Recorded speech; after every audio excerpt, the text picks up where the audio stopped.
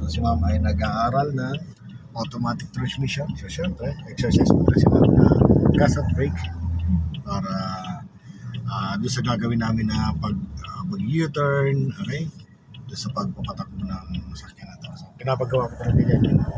Kailangan muna makontrol niya muna yung pag-apak ng gas, pag-apak ng brake. Yan ginagawa ni ma'am. So magaga siya ng 2,000 RPM dahil lalagyan niya sa brake, ganoon ulit. Para yung muscle memory ng paa ma-develop.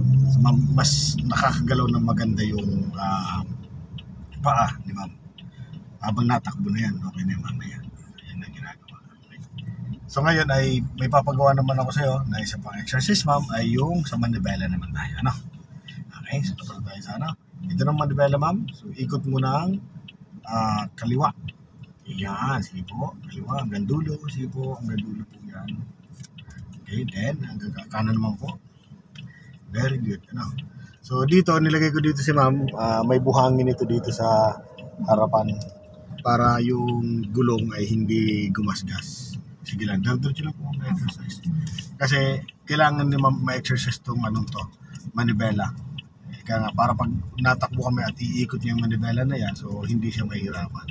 So para naman maiwasan namin masira yung or ano agad yung gulong. So nilagay ko dito sa buhangin dito. May buhangin na nito. So, talagang kasi may construction niya, mga buhangin niya, mayroon din dito. So pag may buhangin kasi yung gulong, so less friction doon sa semento. Lalo pag yung exercise na kailangan talaga. Kaya pag may estudyante kasi, pag pinatakbo ka agad natin yan na hindi nag-exercise na ganito, so possible na matataranta yan. Di niya alam kung yung pag-iikot ng manibela, minsan pigil, minsan pag inikot bigla, walang control. So yan muna yung ano. Tapos yung positioning ng manibela, kailangan alam niya kung nasaan. Kaya nito, nakadulo yan. Ibig sabihin ma'am, yung gulong yan ay nandito. Ngayon kung lalagay mo sa gitna yan, may dalawang ikot. Yan ang unang ikot. Yung gulong yan, isa lang muna ma'am. Ayan po. Ayan, kanina nandito siya nakasagad. Ngayon ay inikot mo ng isa, nasa part na dito na ma'am yan. So isa pang ganitong itsura niyan, nasa gitna na po yan. Yan ang sinasabi ni ma'am. Yan ang exercise ni ma'am. Ganon din po yan sa kanan. Ikot nga sa kanan mo. 1, yung gulong natin ngayon ay nandito. Kanina nakatuwid, ngayon nandito na. Then, isagad niyo po ma'am. Yan ang pinakadulo niya. Sagad talaga yung ano. Then, balik mo sa gitna. 1 ulit. Lagi may bilang. Then, nandito na yan. Then, isa pang ganyan. Nasa gitna na. No. Yan ang exercise mo ng kailangan natin na ma-improve muna. Ikot lang ng ikot. Then, alamin manibela. Para mamaya, pag nagtakbo na tayo, less, accident. Mas napipigilan natin yan. No. So yun pinaka-the best na exercise para sa mga baguhan. Kaya kung gusto mo magturo ng driving, huwag mo kakalimutan mag-exercise muna ng ganyan. Hanap ka lang ng ganito. Please, no? Tapos yung sa gas at brake, syempre bago magpatakbo para iwas talagang disgrasya, no? Okay ma'am? Sige, gawin mo lang na gawin po yan. Okay, diretso lang. Yan ma'am. Okay. So, yun. So, natapos na. Naka 25 years na kami ni ma'am, napaikot-ikot dito.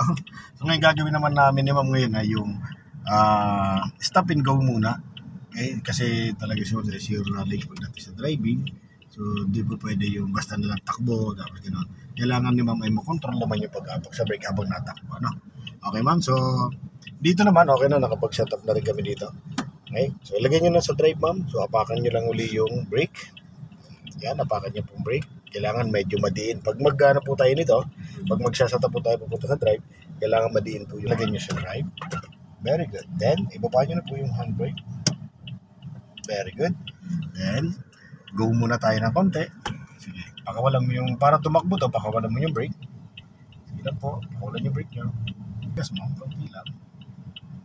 Para tumakbo. Yan. Then, pahintuin nyo po siya. Apakan na po yung brake. Good. Then ganun ulit. Apakaligaw ng gas. Okay. Para tumakbuli. Okay. Then brake. Then gas ulit po ma'am. Sige pa. Diretso lang muna yung gas. Diretso pa yung gas. Diretso lang. Diretso lang po. Then stop. Okay. Ganun pa ulit. Gas ka pa ulit. Gas.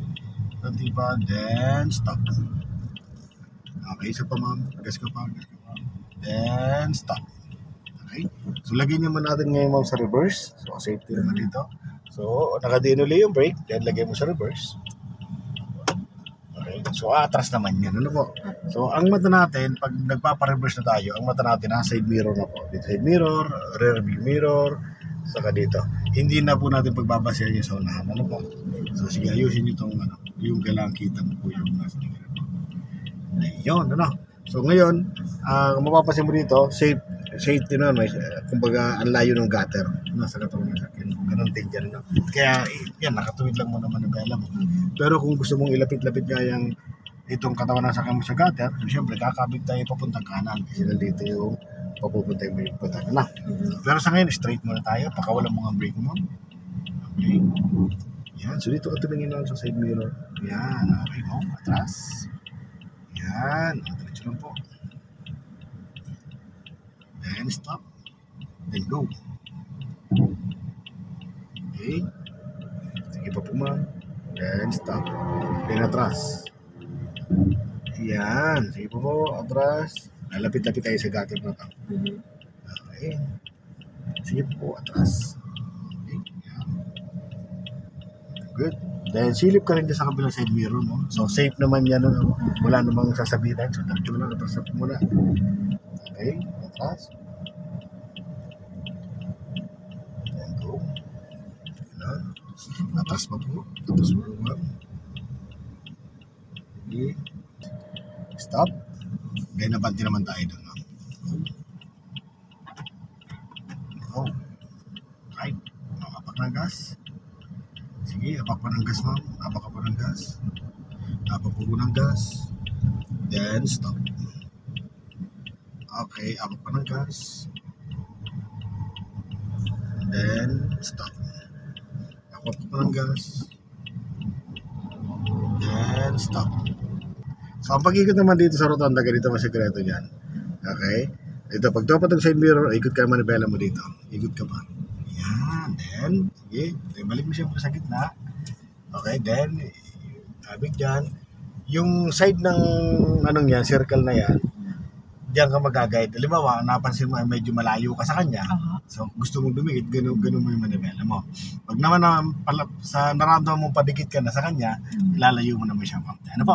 Sige, gas ka pa. Yan, gano'n lang, ano? Saan tayo siya? Ikot lang po tayo. Opo, ma'am. Opo. Ikot lang po tayo sa circle mo. Dito. Okay, ma'am. Yan, sa rotonda yan. Yan. So, safe naman, ano? O, yan, palagi mo na, dikit na. I-adjust mo dito. Sige. Okay. Pati. Yan, punta dyan, ma'am. Slow down ka pa. Yan, kasi medyo malayo ka sa kanya. O, kabig ka dito. Yan. Pag lumayo ka naman dito, pwede sumabit ka naman sa kabila. Okay, then sagad mo naman nabela mo, lagpas na yung push shoulder mo dito. Kaya safe na yung tigiliran natin. Dito, safe naman, wala sakyan dito. So, go ka na dyan, wala rin. Punta ka dyan. Yan. So, pagdating dyan sa dulo na yon, kakanan tayo, ma'am. Ano po? Sige po. Okay, ma'am. Pero kailangan mag-stop ka doon sa kanto na yun, ha? So, dito pa lang po, ma'am, kailangan sanayin natin na maggagamit ng signal. Signal. O, signal ka po ng kanan. Kanan po. Yes po, no? O, yun. Yung gulong mo sa unahan, itapat mo lang doon sa pinakakanto na yung guhit na yun, ha? I-stop ka kasi doon. Kailangan kasi maklear natin muna sa ngayon yung kaliwat kanan, ano? Kasi mahina pa naman yung driving skills mo, ano? So, sige, do ka pa muna hanggang sa makita mo yung nanggagaling dito kasi stop ka muna. Okay, stop.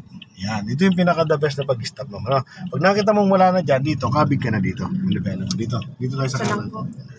Kahit isagad mo na yung manipela mo. Kahit isagad mo na. Kasi lumayo na tayo. Yan, then balik mo na yung manipela mo isa. Pag tumuwid na sa gustong puntahan, saka mo palang gigit na. No? Okay, ma'am. Doon tayo. Outer muna tayo. Maliligo tayo ng kanan dito. Kanan. No? Although itong kalsada na to sarado kasi yan. Sarado. So, papraktisan lang natin, makaposisyon lang tayo pag ganon, okay? Kasi pupunta tayo doon susunod, doon sa dulo. Okay, so, gusto ko lang may turo sa iyo, ma'am, kung kailan tayo gagalaw ng manibela. Kasi hindi pwede yung galaw ka ng manibela na sobra, gagalaw ka ng manibela kulang, so pwedeng mag-cause ng delay or accident nga yun. So, ma'am, itong pwede natin maging basihan muna, dahil inaaral pa yung position ng sakyan mo, itong side mirror. Ang side mirror natin, itong side mirror, pag tumatapat po yan sa kanto, pwede ka nang umikot ng manibela. No? May space na po yun. No? Dalawa? O isa lang? Isa lang po ikot. Ano? kung gusto mong naman ipupul yung ano mo, ito, hintayin mo muna tumukat ang balikat mo. Okay. Dito, sa kanto. Pwede rin po yun. Pero mas ginagawa ko dyan talaga, yung pagdapat ng side mirror mo, ikot ka na kagad ng isa. Okay na po yun. Then pagdapat ang balikat mo, sagad na nipela mo. Nangyayari po yun na, na sagad-agad kasi minsan, imbes na side mirror pa lang, inakalagpas, balikat na. O no choice, kundi sagad mo na kagad manipela mo doon. Ano po? Okay, so try natin mo itong kanto na to. Itong side mirror mo, nakatapat na dito sa kantuan na to. Kung mapapansin mo, tingnan mo, so may space na. Opo. Yan yung sinasabi ko na pwede mo ikutin ng isang ikot yan. Yan, ito. Yan ang isang ikot mo. Ano? Yan, so patakboy mo siya. At tingnan mo yung reaction ng sakyan mo. Oo, di ba? So, eksakto lang yung takbo niya. Oo, eksakto lang yan. Kaya pag dumiretso yan, babalik mo siya pag ano. Babalik na isa. O, yan po, ano. O, ganyan dapat ang posisyon ng sasakyan mo pag nasa kalsada na pagliligo natin. So, hindi siya yung talagang sobrang kabig agad, na walang timing. May timing po kasi dapat yan. Yan, sundan mo lang yung anong yan. Yan. Slow down. Hanggang sa makita mo lang na pantay na tong side mirror mo dito. O, signal ka po pula ng kanan, ma'am. Okay, stop ka muna dito, ma'am. Stop. Titingin ka muna dyan. Wala yung nandito na yung side mirror mo sa kanto. Nakatapat na, ikutin mo na isa, ma'am. Okay, dahil sa wala naman dyan, o tingnan natin daw. Pag yan na go, o pwede ka na go. O, eksakto yan dito mo. Tingnan mo. Okay, o, eksakto ka sana dito, kaya alam mo yung sakyan na, so adjust lang tayo. Ganun ka. Doon ka sa kabilang lane. Naglilibad lang tayo dito. Okay, diretso lang po tayo. Tayo sa dulo. So, kailangan mabagal yung takbo natin yan. Kailangan kontrolin mo na yung sakyan mo. Yan, ganyan, ano. Yan, ganyan kabilis lang, ano. So, ang timing yan, so hindi mo kailangan mag-stop. Okay? O, ikot ka ng isa. Very good. Isa lang, ano? Ayan lang. Then, balik mo na siya. Pag kumantay na, ayan na, ano? O, ganun lang. O, sige, diretso pa tayo dito, sa dulo. At ganun ulit gagawin natin. Paulit-ulit lang ito hanggang sa makuha mo lang, ano?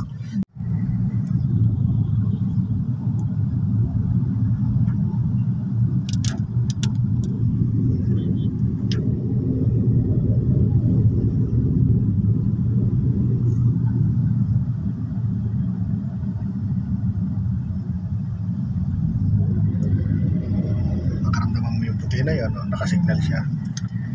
Yes, itong truck. Stop ka muna. Okay, go. Pupunta pala siya sa kabila yung truck. Okay. Talaga naman. Pinilit na yung jeep. Pinilit. Okay, huwag nang sasabay sa kanya. Okay, ma'am, go. So yung bus naman ay hindi naman siya nakapasok masyado sa lane mo. Kaya okay lang yan. Kasya pa rin kayo yan. Okay, slow down lang. May mga okay, so dito ka tayo sa walang sakyan muna, magpapark tayo dyan. Huwag magpapark ka sa ganito, yung guhit na yan, so yan ang magiging guide mo. So, kailangan position muna tayo mo, nakaganito muna yan, then okay, so halimbawa dito ka magpapark, dito sa space, dito ka lang kasi kapag pa tayo, okay, stop, may sakyan, stop, full stop, ano. So dito na lang po tayo magpark, ma'am. Kasi ng mga dito sa part na to, no, ito nakita may unang guhit.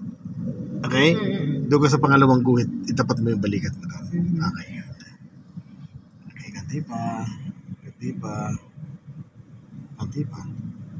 Stop. Yan, ito na, no? Then, ito yung stop number 1 na to. Okay, tapat ng balikat. Stop number 2, punta ka doon. At least 45-degree angle. So, sagad mo naman ang pala mo doon. Yan. Pagpunta mo doon, ma'am, yung mata mo kailangan nandito sa mirror. No? Sige. Mamaya sa sakyan. Yes. Itong sakyan dito, nag-optic sa'yo. Nainip sa'yo.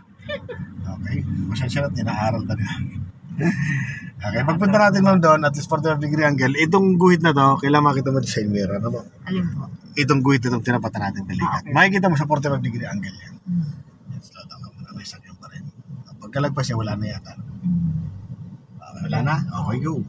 Yan. O, dito ka tumingin mo sa mirror, no? Diba? Okay, then stop. Ayan yung guhit na yan, oh.